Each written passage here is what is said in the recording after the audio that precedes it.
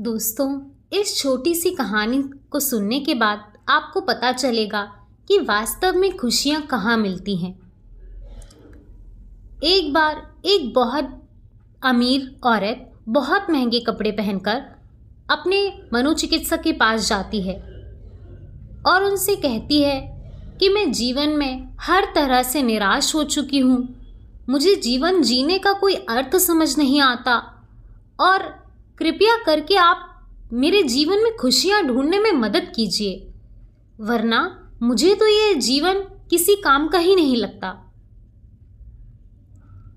इस पर वो डॉक्टर वहाँ पर साफ सफाई कर रही एक बाई को बुलाते हैं और कहते हैं कि मैं चाहूँगा कि आप इनसे सुने कि कैसे इन्होंने अपने जीवन में खुशियाँ ढूंढी।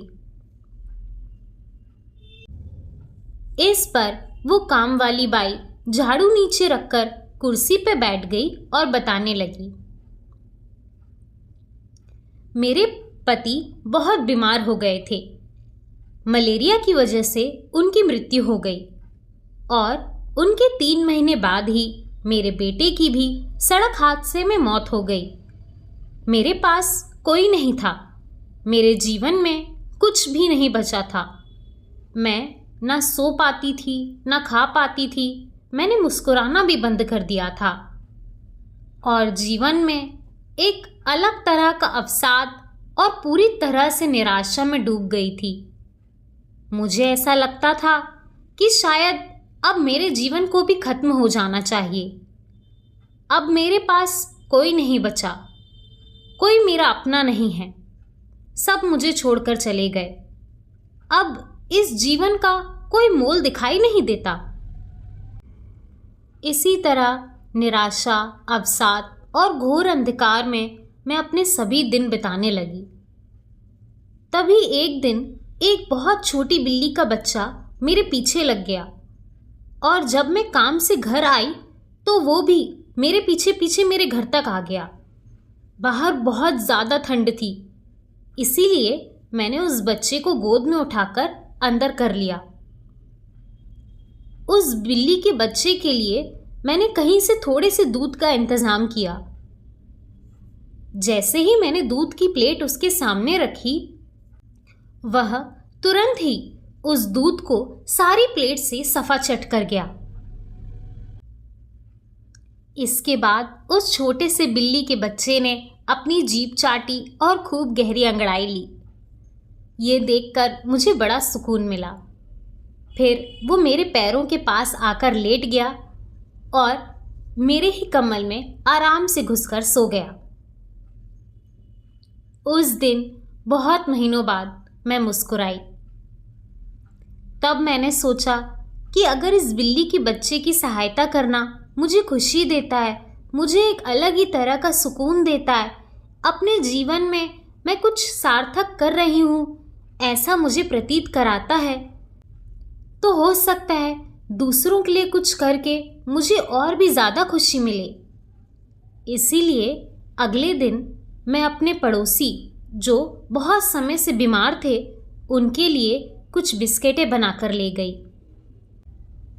मैं उनके यहाँ गई, उनका हाल पूछा, उन्हें अपनी तरफ से जो हो सकता था वो मदद की सहायता की। उन्हें बहुत खुशी हुई और उनको खुश देखकर मुझे भी एक अलग तरह का सुकून मिला।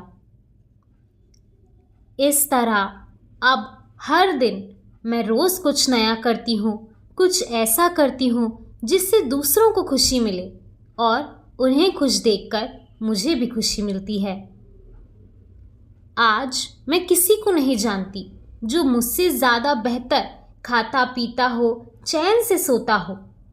मैंने खुशियाँ ढूंढी हैं दूसरों को खुशी देकर। मैंने ये गलत सोचा कि मेरे परिवार में कोई नहीं बचा। वो तो सिर्फ मेरे रक्त के संबंधी थे। इसीलिए हमारे शास्त्रों में कहा गया है, वासुदेव कुटुम्बकम।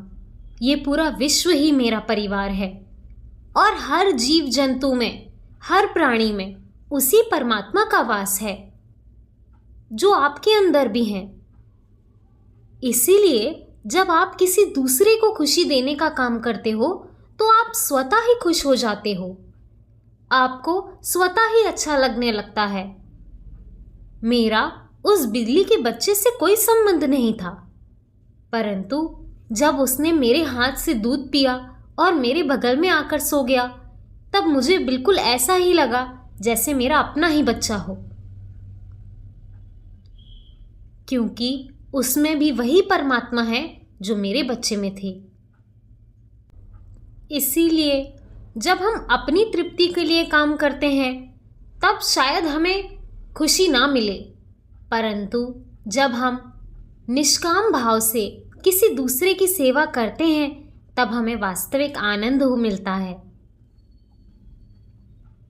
ये सब सुनकर वो अमीर औरत बड़ी जोर से फूट फूट के रोने लगी। उसके पास सब कुछ था जो वो पैसे से खरीद सकती थी, पर उसने वो चीज़ खो दी थी जो पैसे से नहीं खरीदी जा सकती।